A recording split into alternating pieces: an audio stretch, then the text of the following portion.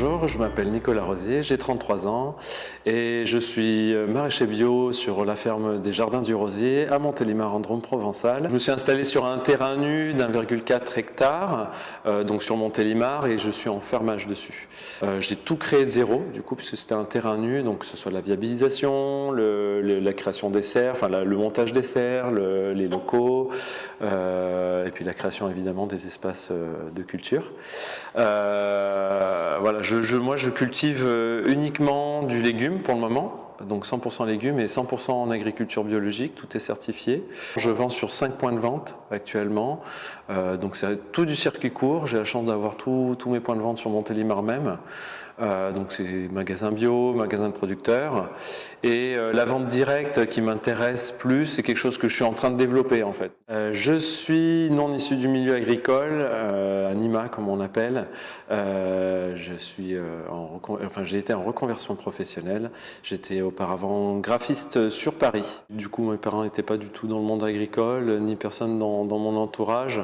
C'est pas venu comme ça du jour au lendemain. Après, il y a eu un intérêt grandissant pour l'environnement, la santé, la nutrition. Et j'avais besoin de quelque chose où je suis moins statique, moins assis tous les jours sur une chaise.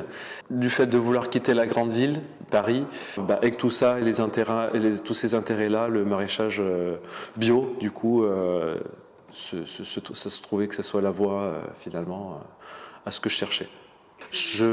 Je pense que au début, quand on se lance dans cette aventure-là, on se rend pas forcément compte de tout ce qui nous attend en fait.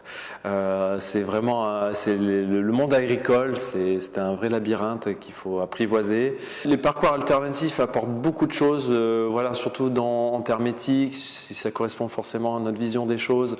Donc il faut les faire, il faut se lancer dedans. Après, il ne faut pas négliger le parcours officiel qui est quand même dans tous les cas bien rodé, voilà, avec notamment le BPROA, où on va avoir accès, ça ouvre des portes. Le BPROA, ça va nous ouvrir du réseau au niveau des paysans, c'est le réseau au niveau justement tout ce qui est MSA, les banques. Pendant le parcours, il y a eu évidemment beaucoup de changements. Voilà, par exemple, moi, c'est vrai que là où ça a changé, c'est que de base, je pensais acquérir un terrain, être propriétaire de ma ferme. Et dans le prévisionnel, je voyais tout simplement, en fait, non, ça colle pas, en fait. Et ça peut être aussi au niveau de la commercialisation, comment on vend. Les marchés sont quand même plutôt saturés en termes de légumes bio. Moi qui voulais faire uniquement des marchés pour ma première année, et finalement je me retrouve à vendre en magasin bio et de producteurs. Là où j'ai eu le plus de difficultés, on va dire, c'était dans la conception du prévisionnel, parce que c'est là où on se pose des questions. Par exemple, quand on veut vendre dans un magasin bio, quand on vous dit nous on a un débit, on vend je sais pas, je dis n'importe quoi, 50 kilos de tomates par semaine. Nous derrière, c'est de savoir dans le prévisionnel, par exemple, ils veulent ça, c'est bien, mais c'est-à-dire combien il faut planter de plants de tomates pour avoir ces 50 kilos par semaine. Et ça, c'est notamment des informations, c'est très compliqué à avoir accès aujourd'hui.